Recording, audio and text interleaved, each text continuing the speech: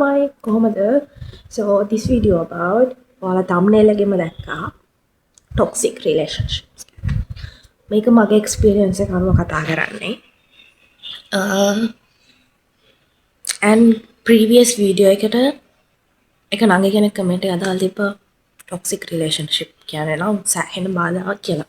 Yeah, that's true. So මම ඒක ගැන කතා කරන්න තමයි ආවේ.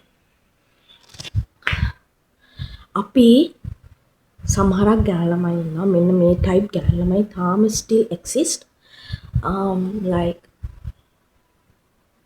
අපිව හර්ට් වෙනවා හරිද එයා අපිව හර්ට් කරනවා පාර්ට්නර් අපිව හර්ට් කරනවා හැබැයි අපි still එයා අද චේන්ජ් වෙයි හෙට වෙනස් වෙයි හැදෙයි කියලා වේට් කරනවා බලාගෙන ඉන්නවා ඒත් ඒක කවදාවත් වෙන්නේ නැහැ ඒක still ඊට පස්සේ එයා තවත් ඒක මිස්ට්‍රීට් කරන්නමයි ගන්නෙ. So මං අහන්නේ අපි එහෙම වේට් කරලා වැඩක් තියනවද? The answer is no. Never. Never settle for less. Like මම මෙහෙම කියන්නේ මමත් එහෙම එක්කෙනෙක් මත්තෙම නැහැ. මං කියන්නේ loyalty එක අයින් කරන්න කියලා.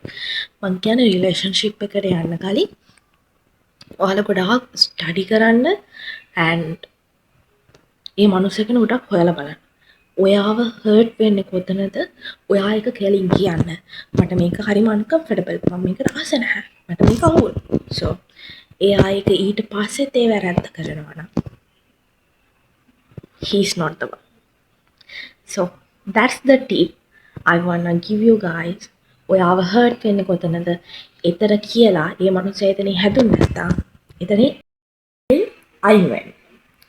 මොකද ආදරේ කියලා පාර්ට්නර්ව රිද්දන්න බලන්නේ නැහැ. මේක මම මේක කරොත් මෙයාට ඒක හර්ට් වෙනවා කියලා දන්නවනම් ඒ වැරද්ද නොකර ඉන්නවා. එහෙම තමයි රියල් ලව්. මොකද අපිට එහෙම කරන්න පුළුවන් නම් අපි එහෙම දැනගත්තොත් අපි එහෙම හර්ට් කරන්නේ නැතුව ඉන්න බලනවා නම් so යාළුවාට බැරි. මං අහන එක අපිට පුළුවන් නම් යාළුවාට බැරි. so ඔයාලා මේක හිතලා බලන්න. මම හිතනවා මේක ගොඩක් වැදගත් වෙයි කියලා. මොකද මම දැක්කා ගෑනු ළමයි TikTok එකට යන්න බෑ. ගෑනු ළමයි වැලහින්න වගේ අඬනවා. like මම යාළුවාට hina වෙනවා නෙමෙයි මොකද මාත් ඒ තැන හිටිය කාලයක්.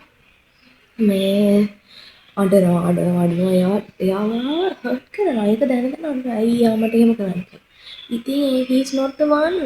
ඔයාට ආදරේ නම් එයා එහෙම කරන්නේ නැහැ. just move on. yeah.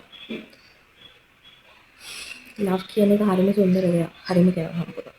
ඉතින් මම හිතනවා ළමයි ඔයාලා toxic relationship වල ඉඳලා ඔයාලගේ කාලය නැස්ති කරගන්නේ නැති වෙයි කියලා. අක්ක කෙනෙක් හරි නංගි කෙනෙක් හරි විදිහට මං කිව්ව එක චුට්ටක් හිතලා බලන්න. මොකද මං කිව්ව ඇත්ත. ඒක ඔයාලට කවදා හරි වැදගත් වෙයි කියලා මං හිතනවා. So yeah. මම මේක සීරීස් එකක් පටන් ගත්තොත් හොඳයි නේද? like මම එක්ස්පීරියන්ස් කරලා තියෙන දේවල් වලින් ඇඩ්වයිසස් දෙන්න. so yeah, this is part number 2. I'll do a part 3 about another something.